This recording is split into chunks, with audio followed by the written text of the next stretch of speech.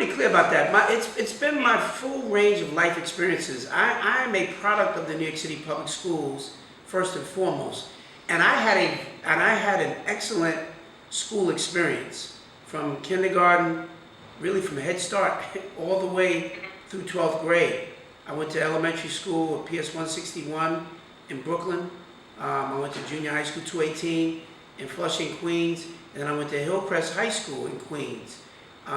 Every step of the way, literally every step of the way, was a positive school experience for me. Okay. And I had my mom and dad who were very active, very involved, who also taught me so much about Black history.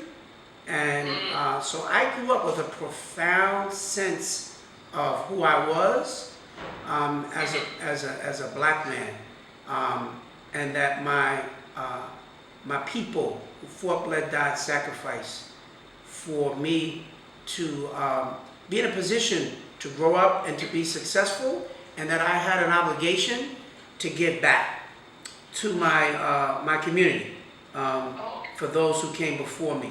So I grew up with a very profound sense of that all the way through. I had Miss Mildred Scott, who was my 4th grade Black history teacher.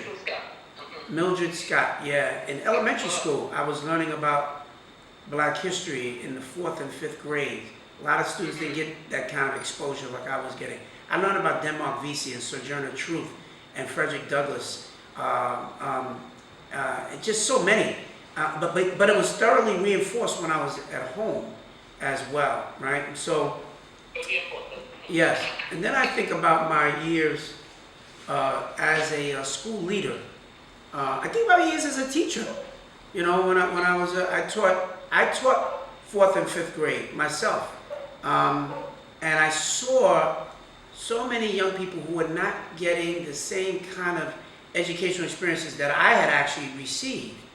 And I poured into them. I was 22 years old when I started teaching, and I absolutely loved it. I didn't go to school to be a teacher. This was not the career path that I thought I was on. I wanted to be a lawyer, which I went on to become, but teaching was not ever something that I never dreamed of being a teacher, ever. But I started having children, and I needed a job. And so my first job was a school safety agent. I was wearing a uniform and breaking up fights in the school. And then from there I said, well, let me teach. I was reluctant to teach because I knew in my mind I wasn't going to stay in teaching. And I didn't want to get into the lives of kids and then leave. And so I was reluctant to do it, but I ultimately did it. Because I'm also very much a person of faith, and I really felt as though I was being guided and led to be in that place and space at that time.